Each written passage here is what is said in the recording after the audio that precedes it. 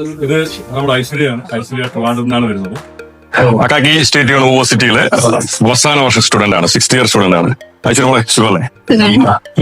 Class ഒക്കെ എങ്ങനെ പോകുന്നുണ്ട്? നന്നായിട്ട് പോകുന്നുണ്ട്. സോ നമ്മള് ഫസ്റ്റ് 3 വർഷം ഉക്രൈനിലായിരുന്നു.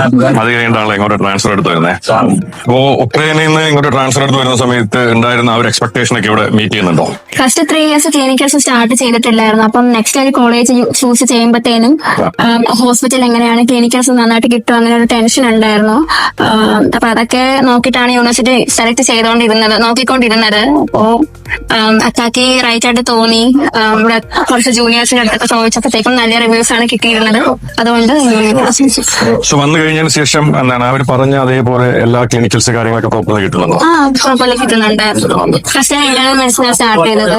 പിന്നെ അതായത് നെഫ്രോളജി, കാർഡിയോളജി, പൾമോളജി ഓരോരോ ഡിപ്പാർട്ട്മെന്റ്സിലും ഞങ്ങൾക്ക് ക്ലിനിക്കൽസ് കിട്ടുന്നുണ്ടായിരുന്നു. അങ്ങനെയാണ് ക്ലാസ് നടക്കുന്നത്.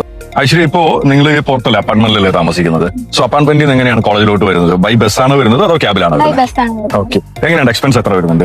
എക്സ്പെൻസ് വരുന്നത് 30-30 ആണ്. സ്റ്റുഡന്റ് ആയതുകൊണ്ട് ഓഫറാണ്. സ്റ്റുഡന്റ് ഓഫർ ഉള്ളതുകൊണ്ട് 30-30 ആണ്. നോർമലി വരുന്നത് 60-30 ആണ്. ഓക്കെ, ഇപ്പം ഈ 30-30 എന്ന് പറഞ്ഞു കഴിഞ്ഞാൽ നമ്മുടെ പിന്നെ നാട്ടിൽ ഏകദേശം ഒരു 10 രൂപ. സോ അപ്പാർട്ട് ഫ്രം ദിസ് എങ്ങനെയുണ്ട് നിങ്ങളുടെ പിന്നെ ഫ്ലാറ്റിന്റെ റെന്റ് ഒക്കെ എങ്ങനെ വരുന്നുണ്ട്? ഫ്ലാറ്റിന്റെ റെന്റ് എനിക്ക് വരുന്നത് $100 ആണ്. പിന്നെ യൂട്ടിലിറ്റിക്ക് ഒരു $10 കൂടെ എക്സ്ട്രാ വരും. അതായത് നാട്ടിലൊരു 10,000 രൂപ എല്ലാം കൂടെ ചേർത്തിട്ട് ബാക്കി നിങ്ങളുടെ കറണ്ട് ബില്ല് എല്ലാം കൂടെ ചേർത്ത് വരുമ്പോൾ 10,000 വരുന്നുണ്ട്.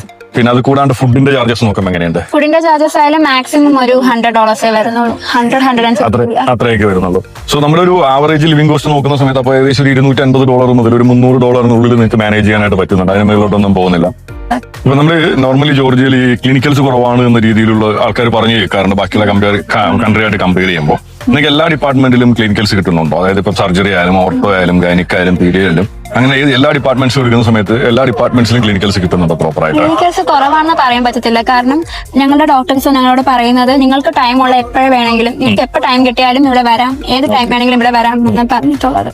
അതായത് നമുക്കൊരു സെപ്പറേറ്റ് ടൈമിങ്ങോ കാര്യങ്ങളോ ഒന്നുമില്ല. നമ്മൾ ഫ്രീ ആണെങ്കിൽ നമുക്ക് ആ ഒരു പിന്നെ ഇയറിലുള്ള ഏത് പേപ്പർ ആണോ അതിന്റെ റിലേറ്റഡ് ഡിപ്പാർട്ട്മെന്റിൽ നമുക്ക് പോയിട്ട് ക്ലിനിക്കൽസ് ചെയ്യാനായിട്ടുള്ള ഓപ്ഷൻസ് അവർ തരുന്നുണ്ട്. ഇപ്പൊ ആ സബ്ജക്ട് റൊട്ടേഷൻ നടക്കുന്നില്ലെങ്കിലും നമുക്ക് ആ ഡിപ്പാർട്ട്മെന്റിൽ പോകാവുന്നതാണ്. അതും പ്രോബ്ലം ഇല്ല. അതായത് കറന്റ് നിങ്ങൾ ഇപ്പൊ പഠിക്കുന്നത് പിന്നെ മേ ബി ഈ സെമ്മിൽ നിങ്ങൾക്ക് ഉണ്ടാവുന്ന പീഡിയാട്രിക്സും അല്ലെങ്കിൽ ഗൈനക്കോളജി അങ്ങനെ ഏതെങ്കിലും 2 ഡിപ്പാർട്ട്മെന്റ് ആണ്. പക്ഷേ ഓർത്തോക്കോ ആണെങ്കിൽ നിങ്ങൾക്ക് ഈ സെമ്മിൽ പോകാം, നിങ്ങൾ ഫ്രീ ആണെങ്കിൽ പോകാം. അത്രയും ഫ്രണ്ട്ലി ആണ്. അവൈലബിൾ ആണെങ്കിൽ അത്രയും ഫ്രണ്ട്ലി ആണ്. ഓക്കെ. സോ എന്തായാലും എന്താണ് ഇവിടെ വന്നിട്ട് ഇവിടെ അഡ്മിഷൻ എടുത്തത് എന്നാണ് ഒരു ബെനിഫിറ്റ് ആയിട്ട് ഫീൽ ചെയ്യുന്നുണ്ടോ? തീർച്ചയായിട്ടും ബെനിഫിറ്റ് ആയിട്ട് തന്നെ ഫീൽ ചെയ്യുന്നുണ്ട്. ചോയ്സ് ആയിട്ടാണ്. ഓക്കെ മോളെ, താങ്ക് യു വെരി മച്ച്.